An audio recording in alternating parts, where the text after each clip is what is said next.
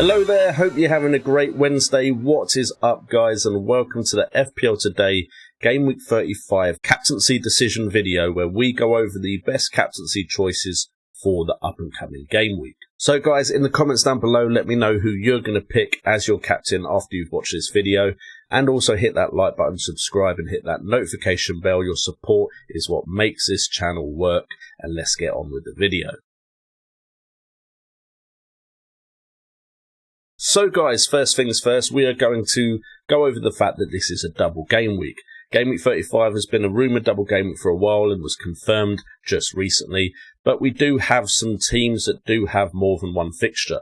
Now, the fixtures in the white boxes are the fixtures being put into the game week, and as you can see underneath each white box is the other team that they'll be playing in the game week. So we have Chelsea, Arsenal, Man United, Leicester, Aston Villa, Everton and Southampton, Crystal Palace, all with a double game week with the opposition that they are playing on screen. We now also have the fact that Man United will have a game in game week 36, and it looks like Liverpool will have a double game week 36. So these are things we have to take into consideration as we go into the final game weeks of the season. Of course, this captaincy video is going to focus on double game week players, but the likes of Liverpool's Salah and Tottenham's Harry Kane and Heung-min Son, and even Gareth Bale potentially could be in consideration for their single game week fixtures, with Spurs coming up against Leeds away and Liverpool also having Southampton at home. However, let's have a look at some of the double game week teams and which could be the best team to target for your captaincy.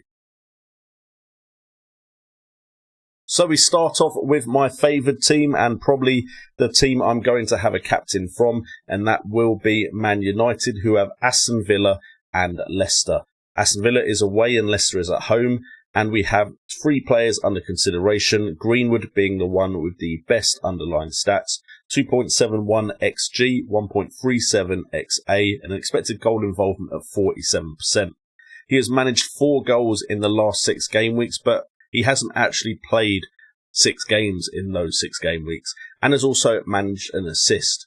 Meanwhile, Bruno Fernandez came back to form in the Europa League with a great performance against Roma. He hasn't really been converting those performances into points, though, in the Premier League, but Fernandez does actually have 1 assist to his name, and some decent underlying stats still, with an XG of 1.64, an XA of 1.32, and expected goal involvement at 34%.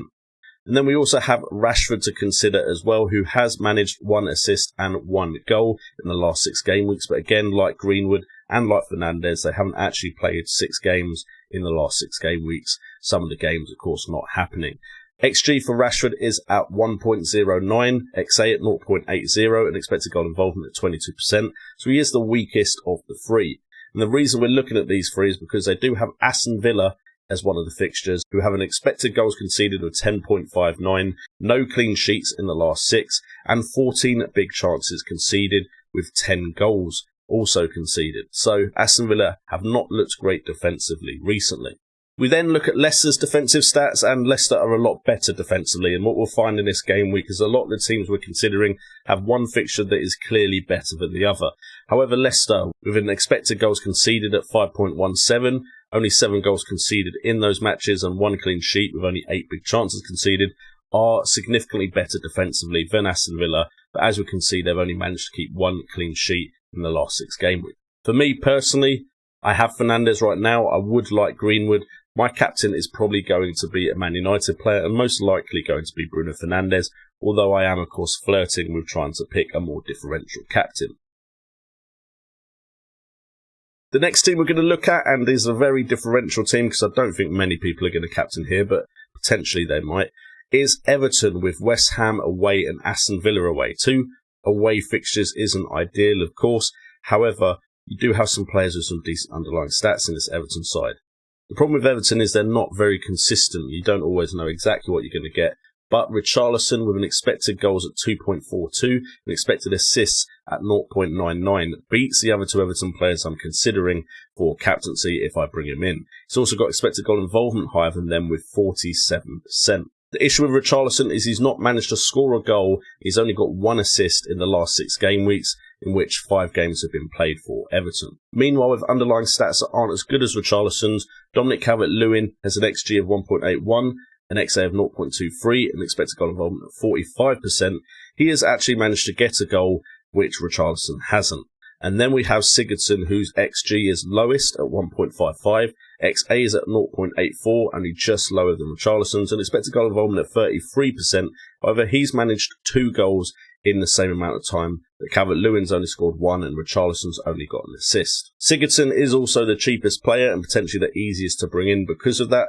Also, a lot of us have quite stacked midfields, so Sigurdsson could come in for one of those if you want to move some money about. And they're playing West Ham in the last 6 as their first fixture, who have an expected goals conceded at 10.98. Have actually conceded 12 goals in the last 6 fixtures, with no clean sheets and 14 big chances conceded.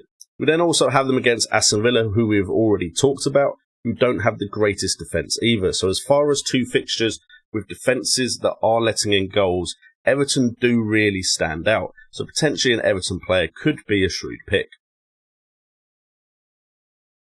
And then finally, the last team we're looking at is Leicester City, who have Newcastle at home, which is a fantastic fixture, and then Man United away, which isn't as great. We'll see why in a second. However, Iheanacho and Vardy are the standout options in this Leicester side, both with an XG of over 2, Vardy with 2.12, and Iheanacho with 2.76. XA for Iheanacho at 1.93. He has looked incredibly important to the way Leicester play and the build-up play when they are attempting to move forward and score, and XA for Vardy's only at 0.89, which we expected to be a little bit higher considering he has been getting some assists recently. The expected goal involvement is Iheanacho with 55% and Vardy with 35%, so Iheanacho is actually carrying better underlying stats and has significantly outscored Vardy, 38 points to Vardy's 18, with 4 goals and 2 assists to Vardy's 1 goal and 1 assist. And with Newcastle as one of the fixtures, this makes some decent captaincy options, as Newcastle's expected goals conceded is 12.04, goals conceded is 11, no clean sheets with 16 big chances conceded. However, the issue does come when we look at Man United's defensive record, which is the best in this video. Expected goals conceded is at 4.16, with 3 goals conceded in the last 6 game weeks. However, again, they haven't played 6 games in these 6 game weeks. Clean sheets have only actually managed 1. However, they have also only conceded 6 big chances in that 6 game week period. So Man United is probably the toughest fixture of any of the captaincy options I've gone over in this video. But Iheanacho has been in such incredible form that maybe he can get the job done against both teams. And if not, you'd expect or hope he would against Newcastle. Anyway, guys, that is it for this video. So again, let me know who you're going to be captaining in the comments down below. Also, apologies for the videos being later this week, but Manchester United were so important to pretty much every video I was going to be doing this week. I thought I'd wait to see what happened after the postponement in the Man United versus Liverpool game. If you want to stay up to date with FPL and FPL Today, make sure to hit that subscribe button and that notification bell. And a like really helps the video out, so I'd appreciate it if you could smash that like button. I've been JNO, this has been FPL Today, and remember, it's all about the game.